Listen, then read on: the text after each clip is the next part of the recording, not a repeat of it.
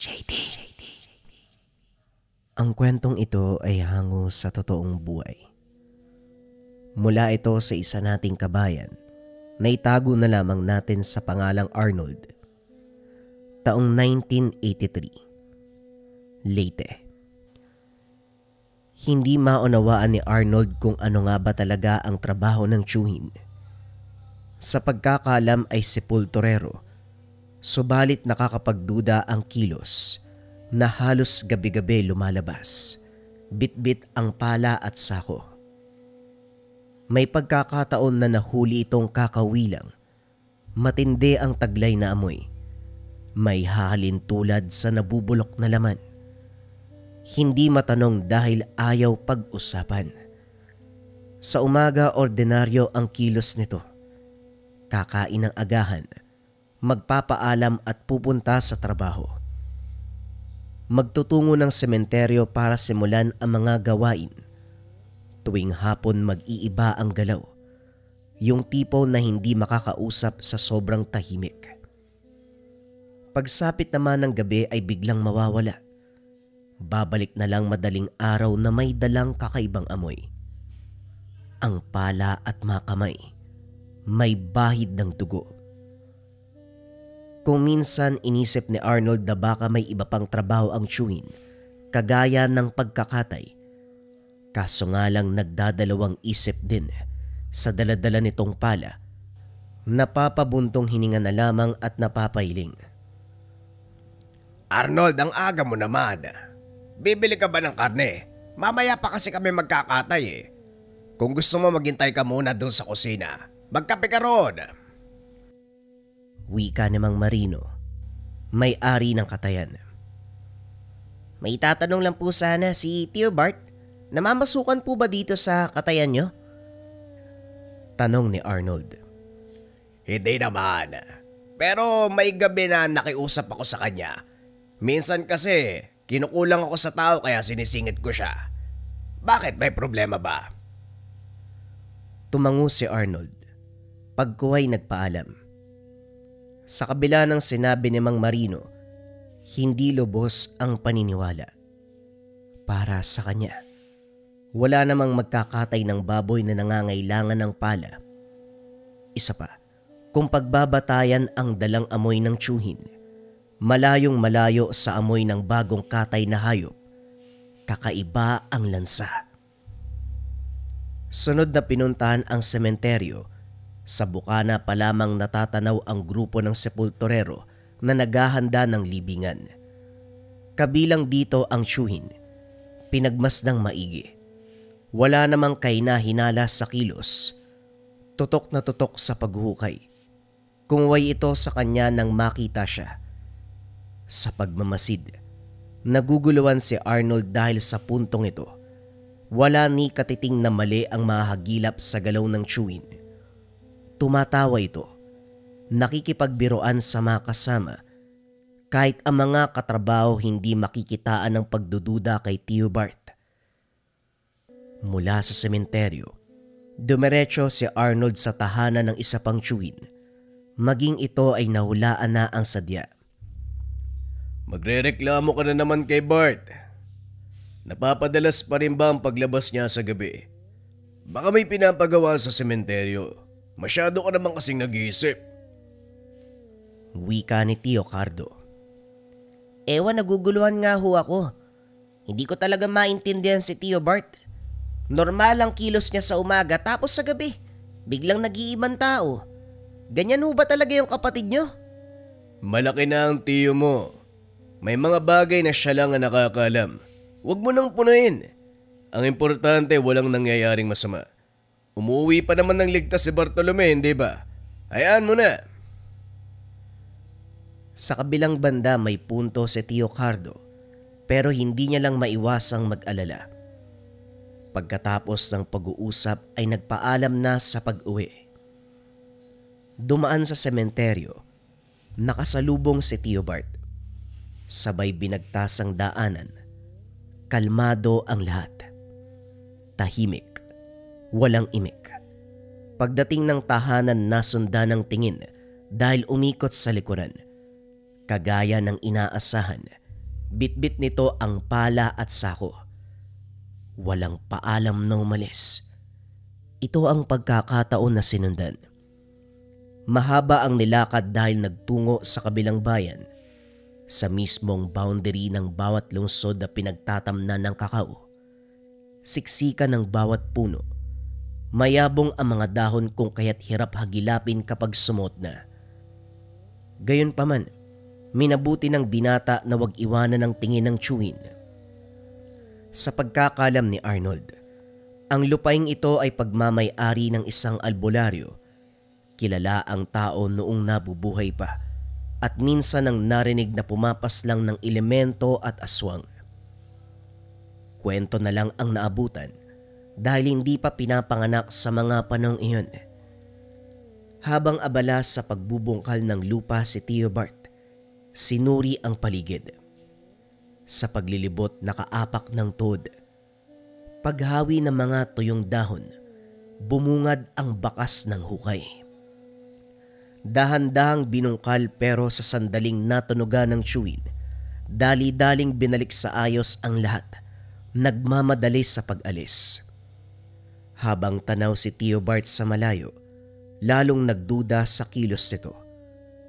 Pagkatapos suriin ang paligid, binalikan ang bahaging natuklasan ni Arnold. Tinabunan ng lupa.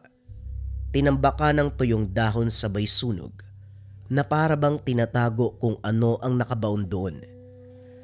10 oras nang bumalik ng tahanan ang tiyuhin.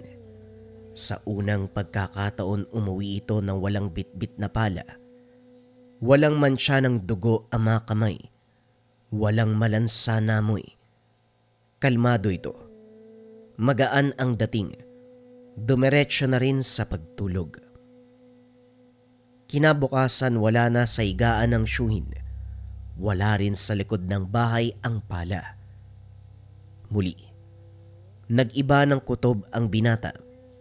Nagtungo ng sementeryo pero wala ito roon. Pinunta ng taniman ng kakao subalit wala pa rin. Ito ang pagkakataon na nasuring mabuti ang lugar. Ang bawat tuod na naroon ay palatandaan ng libingan. Nang mahukay ang isa, lumantad ang sako na may nabubulok na nilalang. Hindi malinaw kung ano dahil naagnas ang katawan.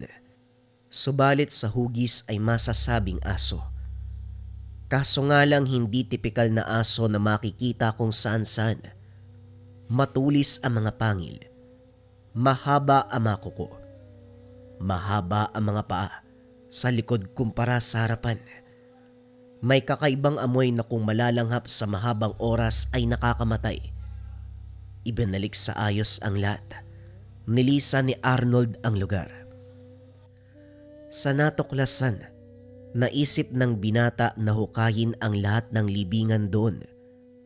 Planado na sa isipan ang susunod na hakbang. Nabigyan ng pagkakataon dahil sa mga sumunod na araw, na destino ang tiyuhin sa kabilang bayan para tumulong sa gawaing munisipyo. Bawat tuod ay may nakalibing. Bawat sako naglalaman ng iba't ibang bangkay. Hindi maunawaan kung anong klase ng nilalang. May sako na ilang parte ng katawan ang nakabaon. May iba na bakante. Hanggang sa napako ang tingin sa pinakadulo, kabaong nayari sa kahoy ang nakalibing. Maingat sa pagbukas. Hindi makapaniwala sa natuklasan. Kumpletong-kumpleto. Hindi naagnas alingmang bahagi. Sa paglalarawan kalahating tao, kalahating lobo.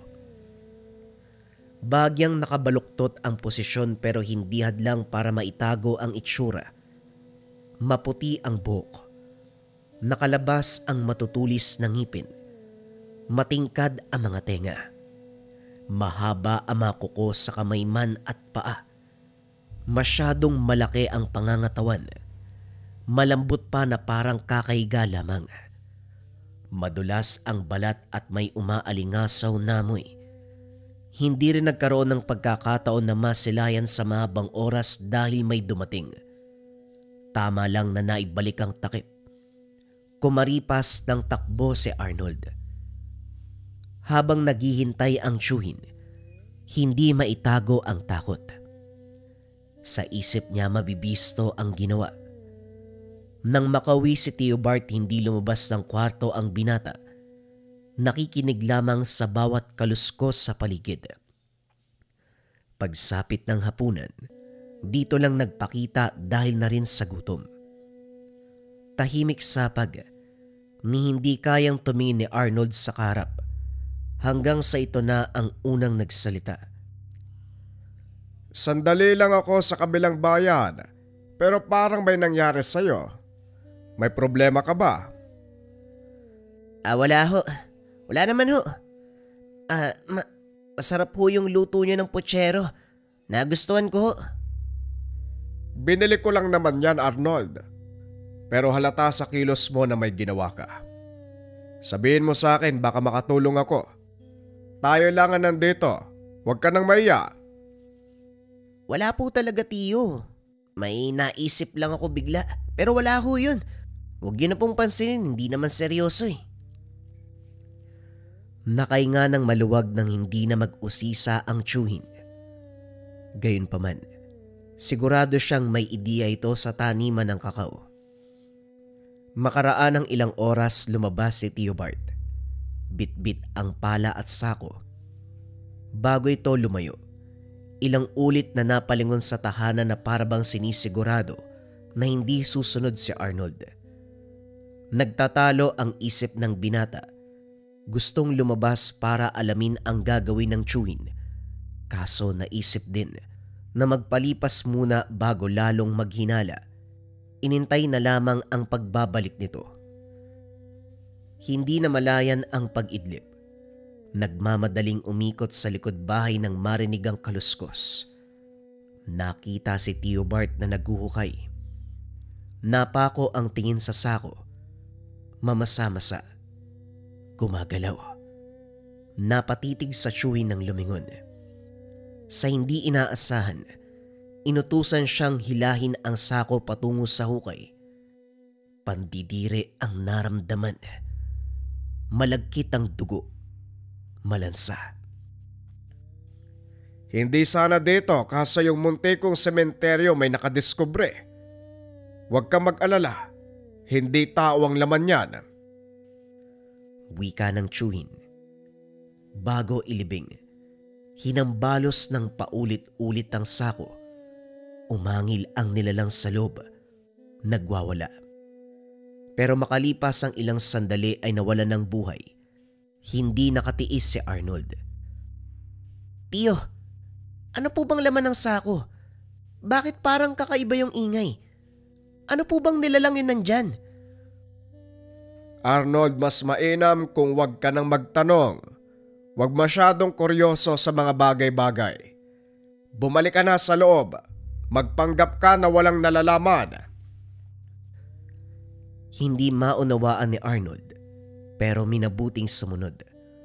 Natatakot na rin sa tono ng pananalita ni Tio Bart. Nagtungo sa tahanan si Tio Cardo. Isinumbong ang mga kaganapan subalit tumawa lang ito. Nadagdagan ng pagtataka ng binata dahil sa pagkakaintindi. May nalalaman ito kaso ayaw sabihin. Dahil dito, napilitan ang binata na sarilihin ang lahat. Nang mga sumunod na araw ay wala pa ring nagbago. Patuloy ang pag-alis ni Tio Bart tuwing gabi. Babalik na may laman ang dalang sako. Sa bakanteng lote sa likod ng bahay inililibing. Isang hapon habang nagbubunot ng damo, sinadya ni Arnold na mapadpad sa bakanting lote. Pasimpleng hinalukay ang lupa kaso mabilis ang tiyuhin. Tinawag siya at inutusan ng ibang gawain. Palagi nang nakatingin sa kanya. Limitado na lamang ang kilos ng binata. Sinama siya ni Tio Bart sa trabaho. Nangangailangan ng dagdag tao. Sa pagiging tutok, unti-unting nakalimutan ni Arnold ang tungkol sa lihim na galaw ng tiyuhin, lalo pat napadpad sa kabilang bayan. Lumipas ang buwan, natapos din ang paggawa ng mosileo. Pagbalik ng tahanan, muling sumagi sa isip ni Arnold ang kaganapan. Nang masepat ang likod ng bahay, marami ang nakauslingtod. Hindi mahahalata dahil ginawang pastulan. Walang kalam-alam na bumili ng maraming kambing ang tiyuhin. Siya ang nakatalaga sa pagliligpit ng mga hayop tuwing hapon. Sinamantala ang pagkakataon na malaman, tuklasin ang nakabaon. Nang makatsyempo ay hinukay. Laking gulat dahil parte ng halimaw ang naroon. Naudlot din ng lumitaw si Tio Bart. Huli sa akto ang binata. Ikaw rin yung nagukay doon sa taniman ng kakao, ano? Ano bang gusto mong malaman, Arnold? Itanong mo na lang kasi sa akin. Hindi yung nag-uukay ka ng kung ano-ano. Ano po ba talaga ang ginagawa niyo, Tio? Bakit may nakalibing na kung ano-ano dito? Pati dun sa taniman meron din. Ano yung halimaw na kahit nakalibing hindi naagnas? Tumatanda ka na talaga.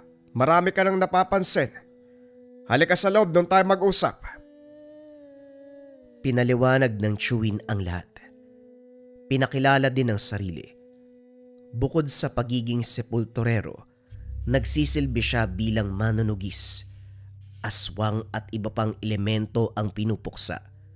Sa gabay ng hiyas ng puting gabunan, walang iba kung hindi si Mang Amon, ang nagmamay-ari ng taniman ng kakao, at ang katauhan ay kalahating albularyo, kalahating puting gabunan. At ang nakita sa kabaong ay ang mismong matanda. Dahil sa taglay nitong kakayahan bilang aswang, na nabibilang din sa mataas na uri, hindi madaling maagnas ang katawan. Pinakita ng tiyuhin ang mga sinasabing hiyas, may hahalin tulad sa kwintas ng katutubo na maraming palawit. Meron pang balahibo. Subalit ang nakaagaw pansin ay ang nasa gitna. Maliit na puting bato. Dagdag pa ng tiyuhin, dito nagmumula ang puwersa ng gabay at ang nakalibing sa taniman at sa likod ng bahay, mga nilalang na tinalo sa bawat inkwentro. Hindi malaman ng binata kung maniniwala ba o hindi. Bagaman laganap ang istorya tungkol sa aswang at mga elemento, hindi siya ang tipo na madaling mapaniwala, makarinig lang ng usap-usapan. Kinakailangan ng matinding pruweba para mapaniwala, subalit batay sa kilos ng kanyang tiyuhin, sapat na ang lahat ng detalye. Kung ganun, ang dami nyo palang kinakalaban, Tio, tapos gabi-gabi ka lumalabas. Pagbalik mo may ililibing ka. Ganun ba karami yung aswang? Ganun ba karami yung elemento sa lugar na to? Mas marami ang elemento kagaya ng duwende, engkanto lalo na ang tikbalang. Hindi aktwal na katawan nila ang nakalibing. Isa lamang itong replika. Bumabalik ang kamalayan nila sa kanilang mundo. Pero paano kayo nakikipaglaban? Yung mga binabanggit nyong nilalang hindi naman nakikita yun, di ba? Napangiti si Bart sa sinabi ng binata. Linggo ang lumipas, nasa tahanan lamang ang tiyuhin. Aniya, oras ng pahinga. Ito rin ang pagkakataon na nakilalang lubos ni Arnold. Panay usapan, kwentuhan, tinatalakay ang mga bagay-bagay. Kumpara dati nalilipas ang araw, bilang sa daliri ang pagkakataon na nakakapag-usap.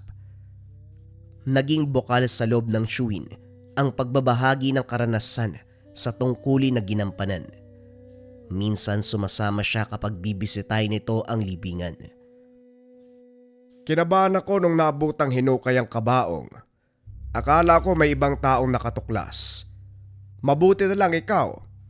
Nakita mo na ang aktwal na itsura ni Mang Amon. Hindi ka ba natakot? Kung alam niyo lang po, lagpas langit yung takot ko siguro matatawa kayo. Sino bang hindi matatakot kung ganun mukha yung bubungad? Sa tanang buhay ko, unang beses ko makakita ng ganun, sa malapitan pa. Kailan po ba maaagnas ang katawan?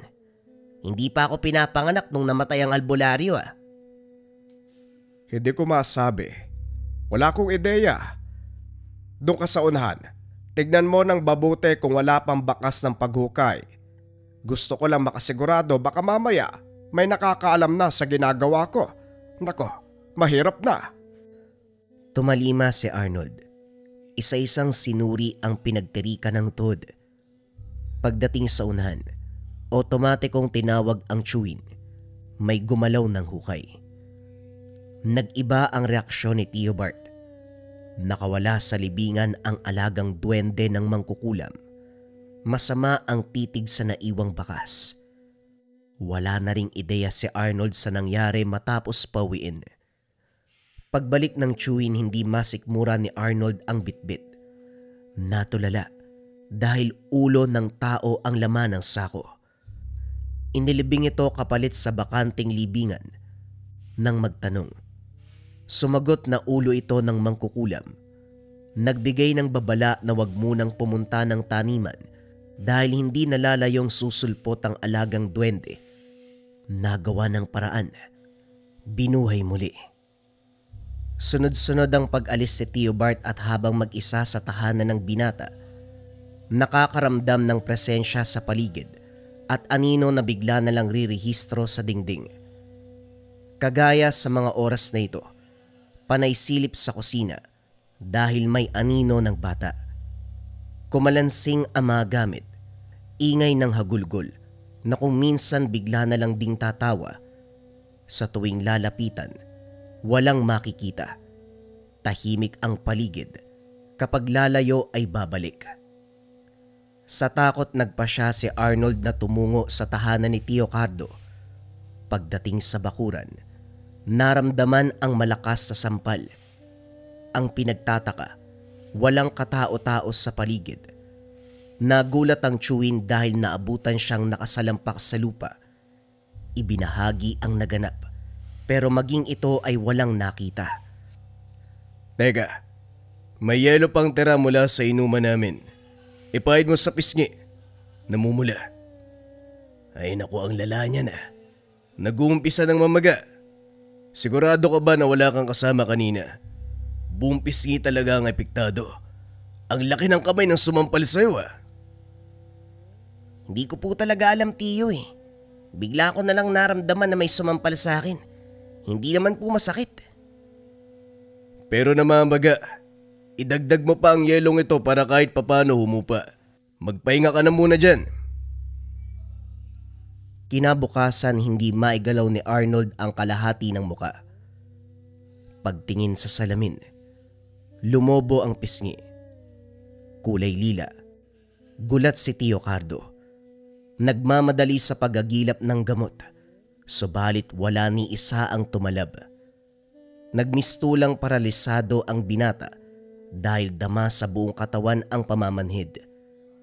Dinala sa manggagamot. Nang idaan sa pagtatawas, kumpirmadong duwende ang sumampal. Paano naman po magkakaroon ng duwende sa bakuran ko? Walang punso sa malapit. Hindi lang naman sa puno matatagpuan ang duwende. Gumagala rin yan kung saan, lalo na kung aandar ang pagiging pilyo. Sa parte ng binatang ito, may malalim na rason para gambalain ang duwende. Alam mo na kung ano ito, iho? Napalunok si Arnold nang maalala ang ginawa ni Tio Bart. Nagpatid sa tahanan at doon naabutan ng tiyuhin. Nanlaki ang mga mata nang makita ang kalagayan. Galing kami sa manggagamot. Ang sabi ni Mang Asunsyon, may malalim na dahilan kung bakit sinampal ng duwending ito ang pamangkin natin. At alam na raw ni Arnold kung ano yun. Bart, hindi pa nagsalita si Arnold kaya ikaw ang tatanungin ko. Dinadamay mo ba ang bata sa kalokohan mo? Kung ako hindi nakialam, hindi rin ako matatahimik kapag sinama mo ito sa pinagagawa mo. Kuryoso ang bata kaya hinayaan ko siyang malaman. Hindi ko naman alam na aabot sa ganito. Anong hindi mo alam? Bart, yan ang tungkulin mo magmula nung binata ka. Tapos ngayon hindi mo alam? Nababaliw ka na ba? Dahan-dahan ka sa pananalita, Cardo. Nagkataon lang ito. Sa tingin mo ba ginusto ko nangyari? Huwag kang mag-alala. Ako ang gagamot kay Arnold. Talaga lang ha? Sige, anong igagamot mo sa pamangkin ko? Yang hiyas kuno ng aswang. Bart, matanda ka na. Ilang taon ka na dyan sa gawain mo. Hindi mo pa rin ba alam na sa isang maling galaw, dehado ang tao na paggagamitan yan? Isasakripisyo mo ba si Arnold kagaya ng ginawa mo sa bunso nating kapatid? Tumindi ang tensyon. Sa katunayan, meron silang kapatid na nasawi matapos ipasailalim sa gamutan. Ito ang dahilan kung bakit tumiwalay ng tahanan si Tio Cardo, namuhay ng malayo kay Tio Bart. Hindi makapaniwala si Arnold sa natuklasan, kaya naman nagdadalawang isip na magpasuli. At talagang ipapamukha mo sa akin ang pagkakamali ko noon. Cardo, pinagsisisihan ko yon at para malaman mo, baguhan pa ako ng ginamot ko si Philip. Ngayon sigurado ako na magagawa ko na ng tama ang lahat. Pwede ba umalis ka na dyan dahil gagamutin ko na si Arnold? Wag na Bart.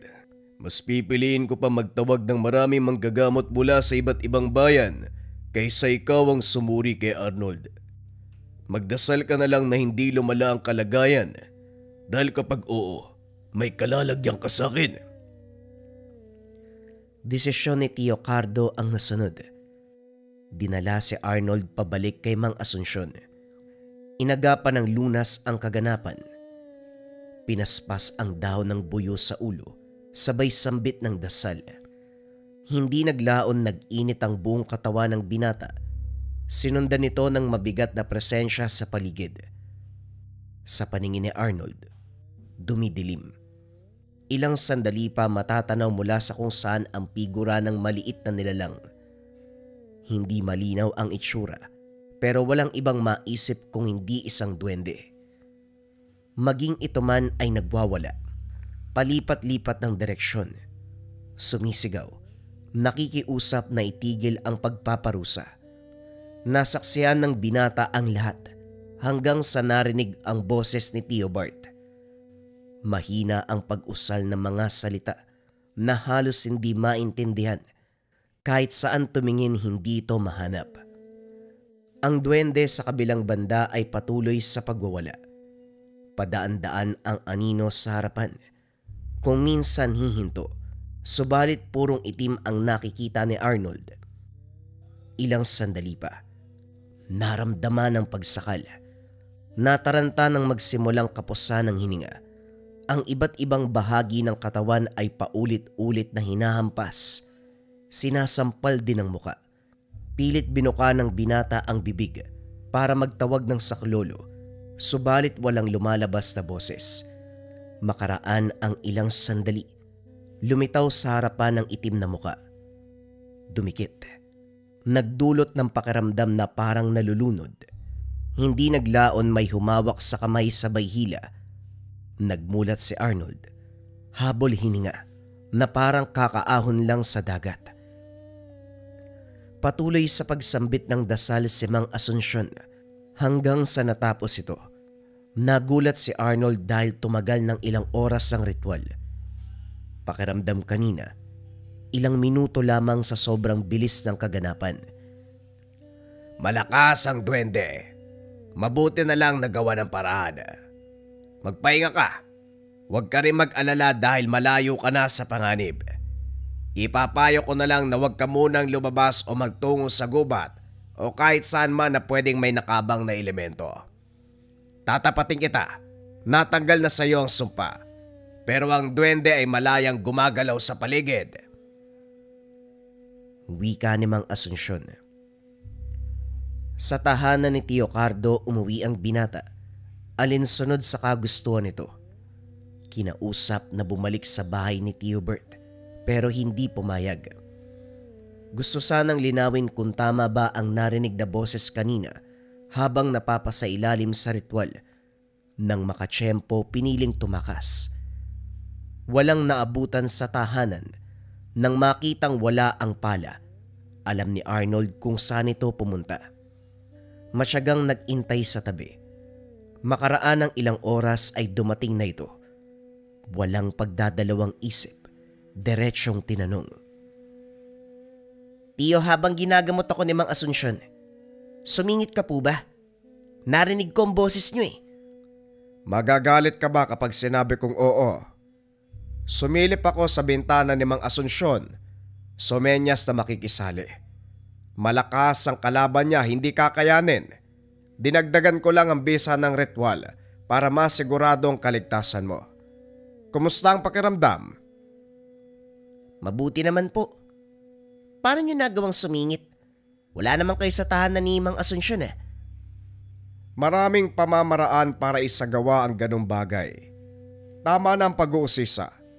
Pabuti pang bumalik ka na kay Cardo bago pa yun magalit. Hindi bumalik sa kabilang bahay si Arnold. Piniling manatili sa poder ni Theobald. Bagaman gumaling na sa karamdaman, patuloy sa pananalasa ang duwende. Aatake sa oras na wala ang chewin, kagaya ngayon. Oras ng malimpungatan ng binata, malakas ang kalabog sa kusina. Sinundan ng sigaw at iba pang nakakakilabot na ingay. Rumirehistro na rin ang anino sa iba't ibang bahagi ng tahanan. Ilang sandali pa, nakaramdam si Arnold ng sunod-sunod na hampas sa iba't ibang bahagi ng katawan. Namumula ang balat bakas ng latay, gayon pa man walang sakit o kahit kaunting hapdi. Hindi nagtagal na tahimik ang paligid, kasabay ng pagdating ni Theobald. Pagpasok pa lang nito, umuusal na ng mga kataga, pumalibot sa buong tahanan. Dasal lang din ang inilapat. Nawala ang pamumula sa balat ni Arnold. Makaraan ang ilang sandali. Nagpaalam ang tiyuhin. Habang nag-aantay hindi mapakali, tinatakot ng ideya na baka babalik ang duwende. Hindi nagtagal. Nakampante ng bumisita si Tio Cardo. Lumipas ang mga oras. Hating gabi nang nakabalik si Theobald. Sa puntong ito maraming latay ang katawan. Punit ang damit. Ang sabi niya, dahil sa pakikipaglaban sa duwende.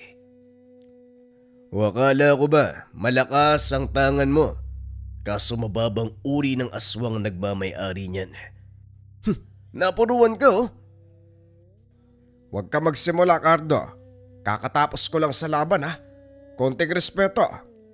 Gusto ko lang malinawan dyan sa hawak mong gamit ano.